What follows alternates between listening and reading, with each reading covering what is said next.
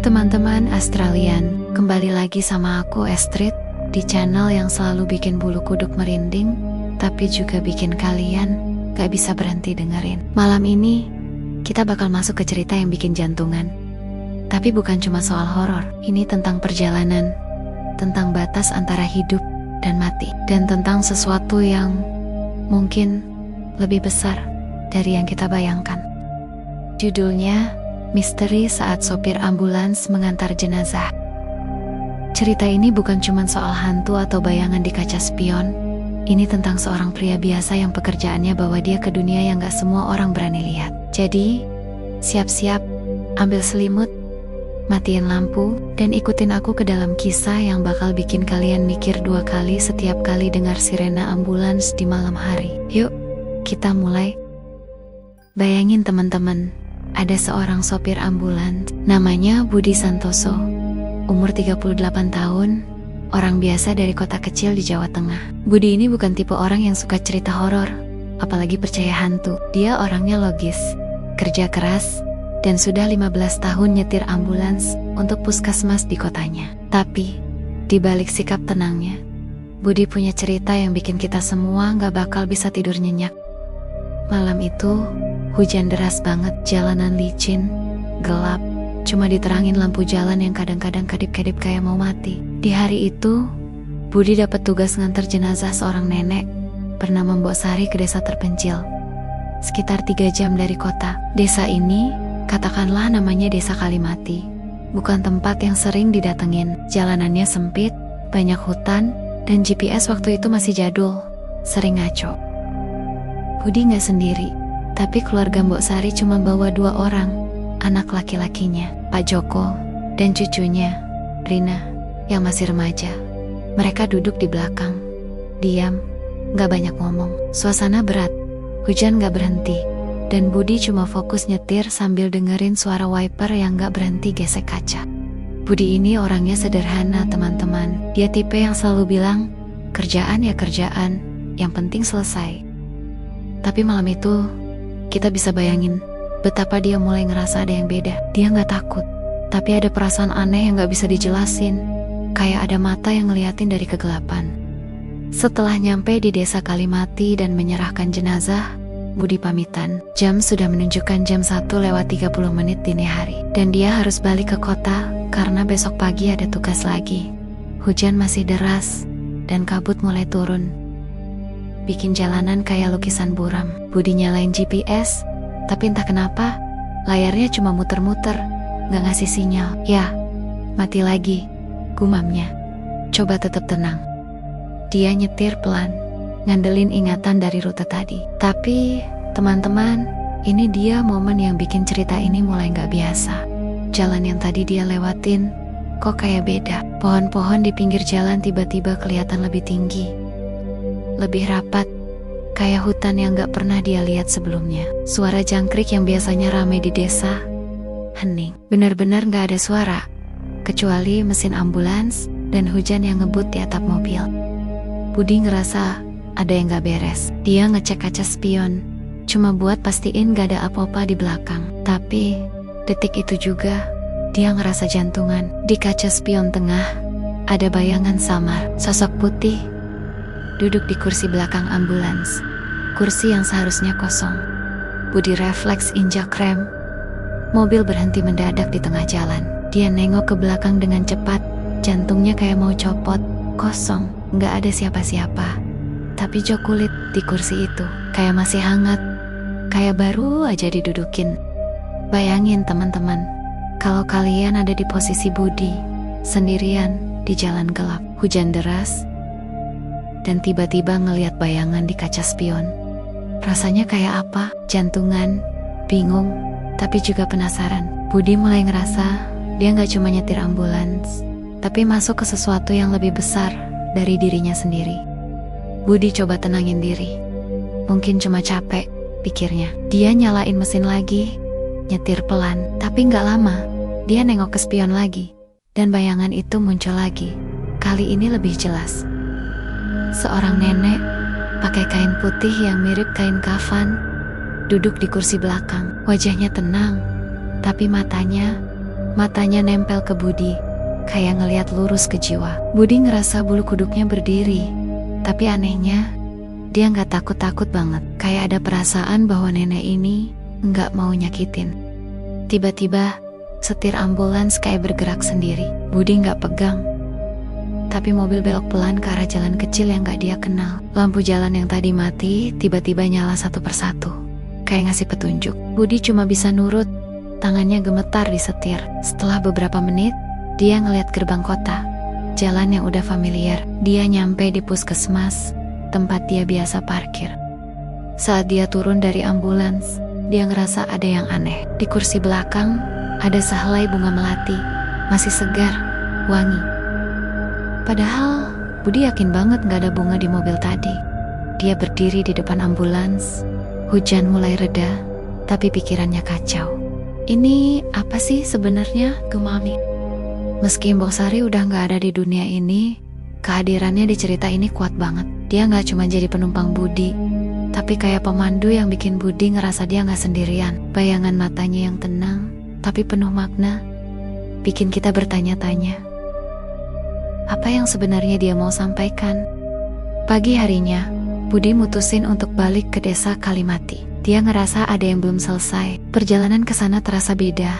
Cuaca cerah, GPS jalan normal, jalanan jelas, kayak bukan tempat yang sama dengan semalam. Sesampainya di desa, Budi ketemu Pak Joko, anak Mbok Sari. Dengan ragu, Budi ceritain kejadian semalam.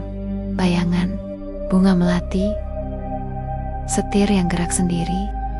Pak Joko menunduk lama, lalu ngomong pelan, ibu saya orang yang gak suka nyusahin orang. Bahkan pas sakit keras dia diam aja, gak mau orang tahu. Mungkin dia cuman mau pastiin bapak selamat sampai rumah.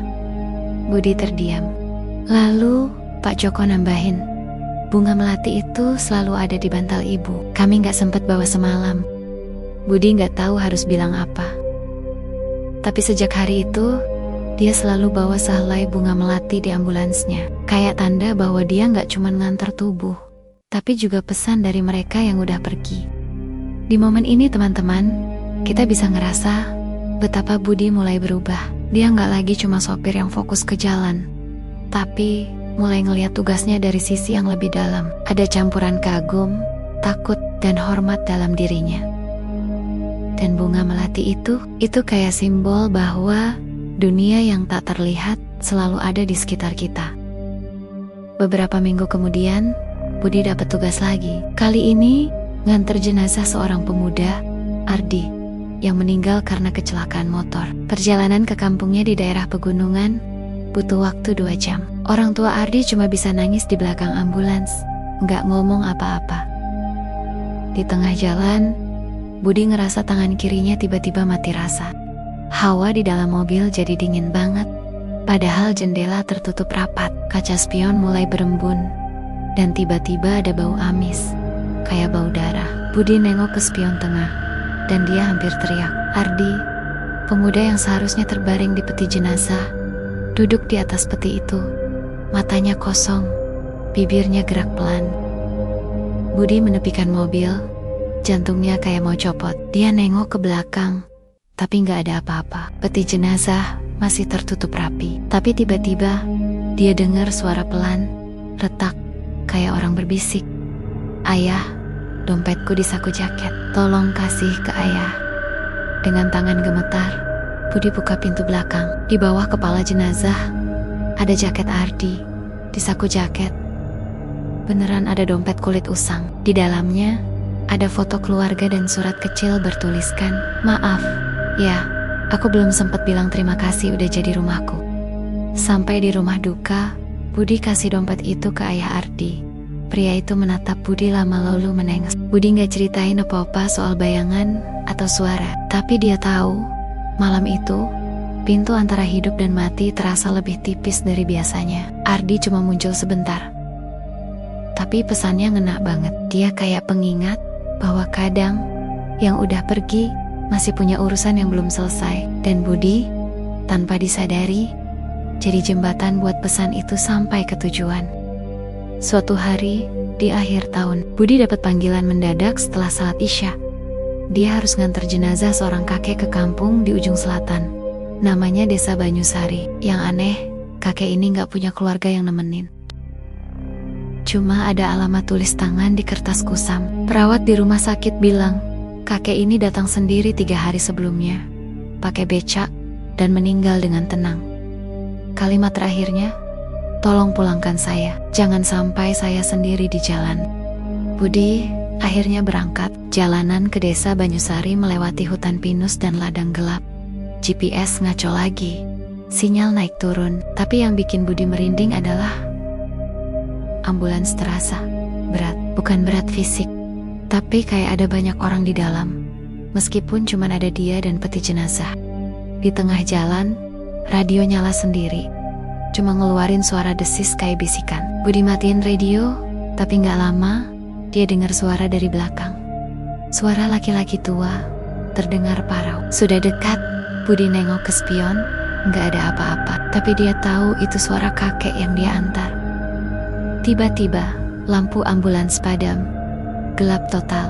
Budi nyalain senter, tapi lampu nyala lagi sendiri. Kabut menipis, dan di depan ada pelang kayu dengan nama Desa Banyusari. Sesampainya di kampung, beberapa tetua desa udah nunggu, kayak tahu Budi bakal datang. Salah satu tetua membuka kain kafan kakek itu dan langsung memucat. Ini Pak Tarmo, katanya. Kami kira beliau udah meninggal 20 tahun lalu. Dia pergi dari kampung, gak pernah balik. Sebelum Budi pergi, salah satu tetua ngomong, terima kasih Pak, Pak Tarmo pasti senang akhirnya pulang. Budi cuma mengangguk. Tapi saat dia nengok ke ambulan, dia lihat bayangan samar seseorang berdiri di samping mobil, memberi hormat, lalu hilang. Di sini teman-teman, Budi mulai ngerasa dia gak cuma ngantar jenazah, tapi bantu jiwa-jiwa yang ingin pulang ke tempat yang mereka rindukan. Ada rasa haru, tapi juga gentar, karena dia tahu dia lagi berurusan sama sesuatu yang jauh lebih besar dari dunia yang dia kenal.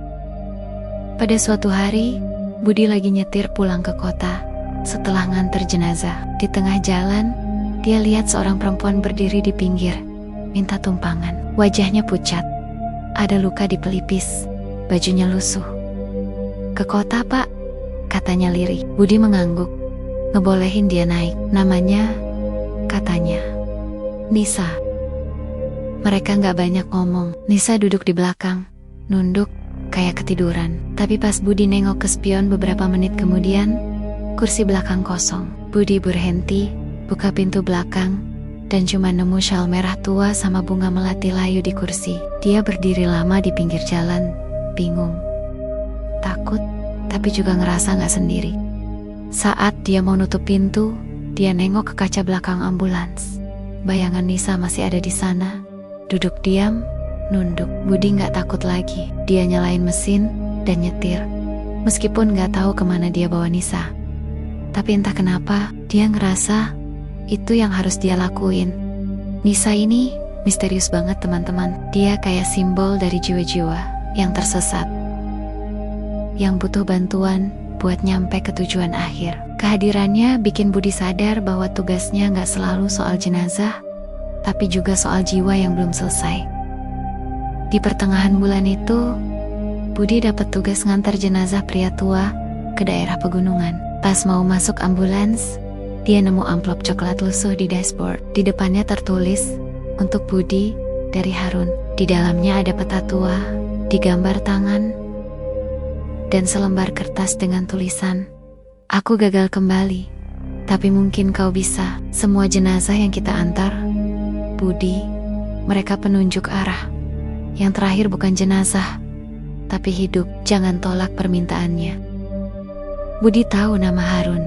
Dia sopir ambulans legendaris yang hilang 25 tahun lalu. Tahun 1979, saat nganter jenazah ke daerah perbukitan. Mobilnya ditemuin kosong di pinggir jurang. Budi ngerasa ada yang narik dia ke sesuatu yang gak bisa dijelasin. Dia nyetir berdasarkan peta tua itu, bukan GPS. Jalanan mulai aneh, dari aspal jadi kerikil. Kabut turun, langit gelap meskipun masih sore. Di persimpangan kecil, dia lihat pria tua berdiri di tengah jalan. Pria itu bilang, "Pak Budi, yang Bapak bawa bukan jenazah biasa. Dia belum mati, tapi jiwanya diambang. Dia yang terakhir." Pria itu ngaku namanya Elius, sopir sebelum Harun. Dia bilang, kalau Budi lanjut, nggak ada jalan kembali. Tapi kalau berhenti, jiwa yang dia bawa bakal hilang selamanya. Budi bingung, tapi dia dengar suara dari radio. "Pak Budi, saya masih hidup. Tolong antar saya pulang."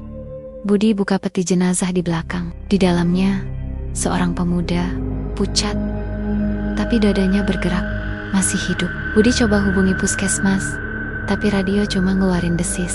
Pemuda itu berbisik, "Saya dititipkan." Budi nyetir lagi, ngikutin jalan yang tiba-tiba terbuka dari kabut. Di depan, ada gerbang batu tua penuh ukiran aneh. Waktu kayak berhenti, jam mobil nggak jalan, tapi ambulans tetap melaju. Dari radio, suara lonceng terdengar dari segala arah. Lalu suara perempuan. "Terima kasih, Pak Budi. Kali ini Bapak nggak cuma nganter, tapi juga menjemput." Di depan, Budi lihat ambulans tua berkarat. Di belakang kemudi, Harun, dia tersenyum, mengangguk. Saat Budi nengok ke belakang, peti jenazah kosong. Cuma ada foto tua, Budi berdiri di antara dua ambulans, bersama Harun dan Elius. Di bawah foto, tulisan samar, "Pengantar jiwa ke pintu terakhir, yang belum pergi akan menjemput, yang sudah akan menunggu." Budi nggak tahu apa yang terjadi, tapi dia ngerasa tugasnya berubah. Dia nggak cuma nganter jenazah, tapi menjemput jiwa-jiwa yang tersesat, bawa mereka pulang. Sejak malam itu, Budi nggak lagi cuma sopir ambulans. Dia jadi penjaga pintu antara hidup dan mati. Ambulansnya bukan cuma kendaraan, tapi gerbang ke dunia lain. Di malam-malam sepi, saat kabut turun dan lonceng halus terdengar, Budi tahu dia nggak sendirian. Dia nyetir, nggak cuma buat nganter tubuh, tapi buat bawa pesan terakhir, bawa jiwa pulang. Teman-teman, cerita Budi ini bikin kita mikir. Kadang, hidup bukan cuma soal yang kita lihat, tapi juga soal yang kita rasain di hati. Budi, dengan kesederhanaannya, ngajarin kita bahwa tugas kecil bisa punya makna besar, bahkan di tengah kegelapan. Seperti biasanya, sebagai penutup, aku mau bagi dua kutipan bijak yang relate dengan kisah misteri ini. Pertama, kadang yang kita antar bukan cuma tubuh, tapi juga cerita yang belum selesai. Kedua, di antara hidup dan mati, ada pintu kecil yang cuma bisa dibuka dengan hati yang tulus. Nah, teman-teman Australian, itu tadi kisah misteri saat sopir ambulans mengantar jenazah. Apa kalian juga pernah dengar cerita seram dari sopir ambulans atau kejadian aneh di jalan? Tulis di kolom komentar ya. Terus, jangan lupa like, subscribe, dan nyalain lonceng, biar nggak ketinggalan cerita seru lainnya. Sampai ketemu di video berikutnya. Tetap jaga diri, dan hati-hati kalau dengar sirena ambulans di malam hari. Astrid pamit dulu teman-teman. Bye-bye.